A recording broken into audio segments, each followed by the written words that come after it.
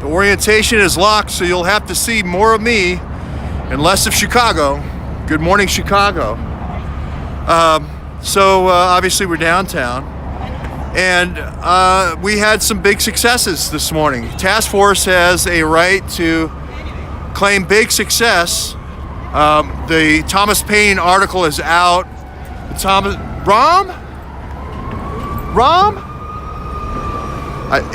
It looked like Rom might have the nurse's outfit on again. I do have the Bitcoin. We're going to go down to Daily Plaza. We're going to try to get him the Bitcoin. I sure hope he's there. So Thomas Paine is out with a big story today about the 2 decades, well, actually a 3-decade relationship between Hillary Clinton and McCabe. But this one is, oh, by the way, look at my t-shirt. Aspiring in Congress. This is made by Bernie Bridges, and Bernie Bridges told me this morning she's taking all proceeds of anything that she sells and donating it to someone you know and love. Hey everybody. So if you haven't heard the big news today, the story that Task Force did, and we did, but Task Force found it. I did a story December 2nd, 2017 about Andrew McCabe living right down the street from Hillary Clinton. I published photographs. I said I don't think Andy actually lived there much. I think it was the spy house, it was the hacking house to defraud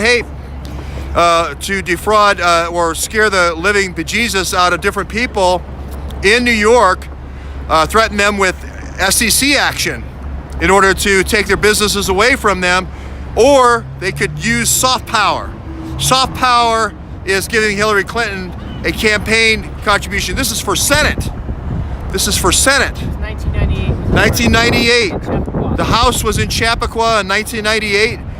You can read Thomas Paine's article about that. 4 months later now, it has come to his fact-checking network of FBI folks and ex-FBI folks. There's a network, folks. Like I said way back when, there's a network, and it's real. And now when people see this corruption for what it really is, that this has been, and again, Thomas Paine said 3 decades.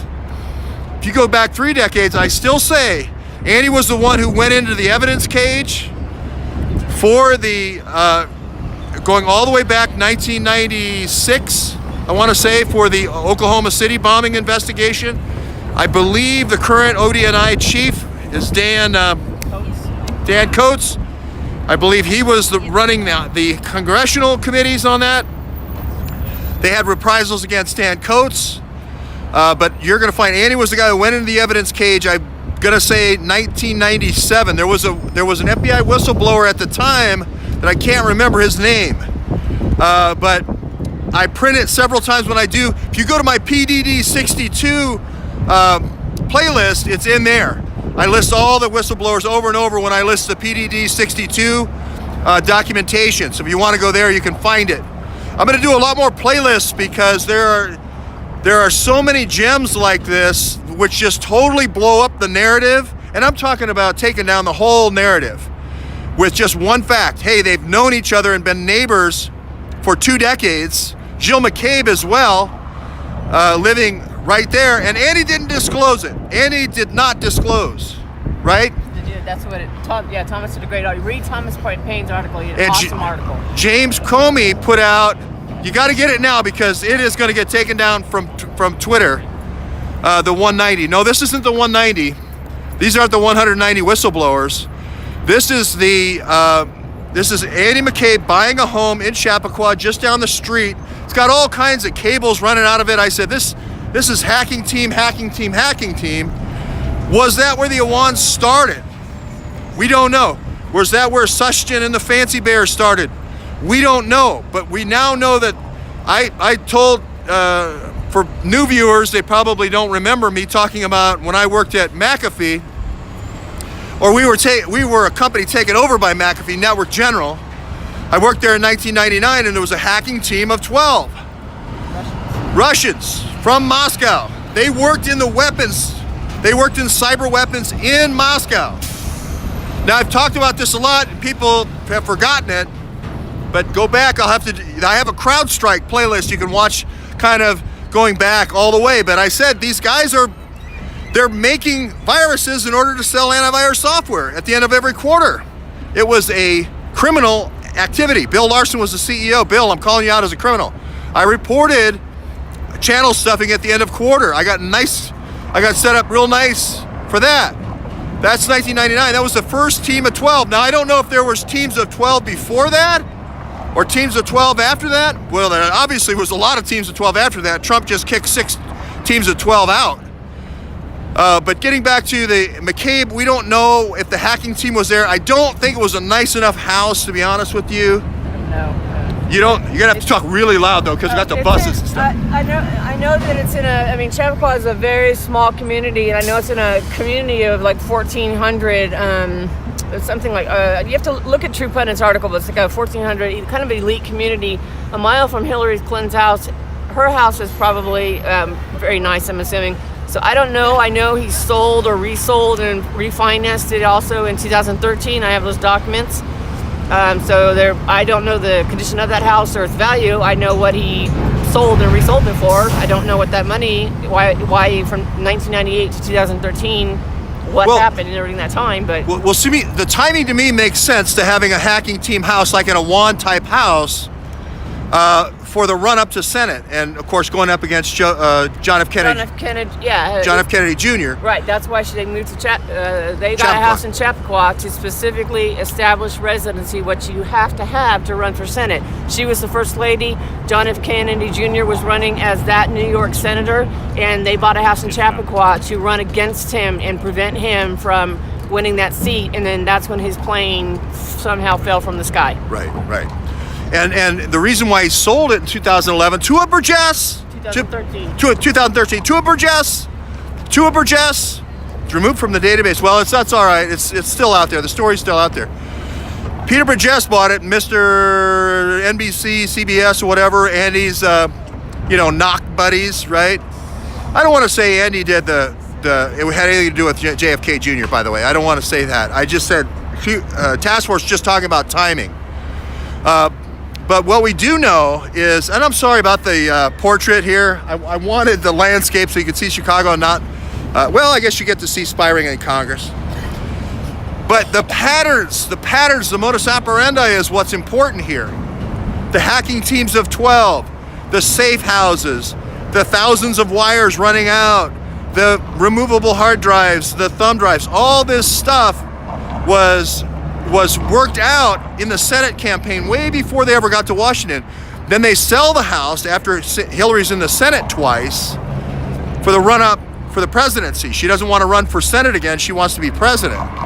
So they sell the House in 2013 to Burgess and cash out, and some CIA knock fund cashes Burgess out, and then they come to Washington.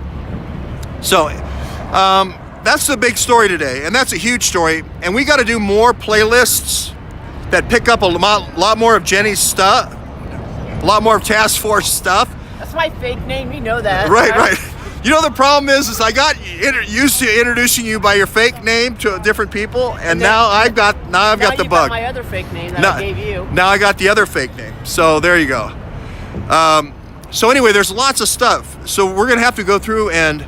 We did the Deripaska. I did the Deripaska. That's the Derringer coming out of the pasta. All these guys go back to Prokhorov, Pinchuk, Deripaska, the original 12 Andy comrades running Compromat, all go together. So Prokhorov was the guy who was going to launder the money through the sports teams. Pinchuk was the oil energy kind of guy. They did minerals through Deripaska, through Rusal. They had a funnel for all the drug for weapons business. They had and the selling of the secrets. They had funnels for all the different ones. All the different Russians represented different money laundering funnels. You want to add to that? I just want to give a shout out to Thomas Paine and True Pundit because it's an amazing article. People should try to find it and read it. We will retweet it out. He's just Thomas Paine and True Pundit is great investigative work, and people really need to follow that. So just a shout out to that. Yeah, that is a good shout. And he did say something about the the Inspector General living in that neighborhood, and I didn't think Horowitz lived in that neighborhood. He said something, the Inspector General has the docs now. The Inspector General has the docs. So now how does the Inspector General leave this out? Comey sent out a blanket email to all the FBI saying there's no conflict of interest here. Between the McCabes and Nope. the Clintons, right. No conflict of interest. Oh, well, I forgot to mention my kid mows their yard, and we're close enough to, borrow cups of sugar from each other. You know what I'm talking about, sugar, And Jill McCabe's a doctor there. I don't know if she brings sugar to the parties. I'm not saying. She seems like a very nice woman. Caught in a horrible, horrible thing. And Hillary, it's always the same thing. Hillary always takes it to the next level. There are no limits for Hillary. McCain stopped at dirty weapons. Comey stopped at dirty weapons. Hillary does not stop at anything. To win, she does not stop at anything. So we're going to go down. We're going to try to get Rahm, and we'll talk about the network of people she built in the United States with the help of Andy to get this Bitcoin. We'll talk about that in a little bit. That's going to come out.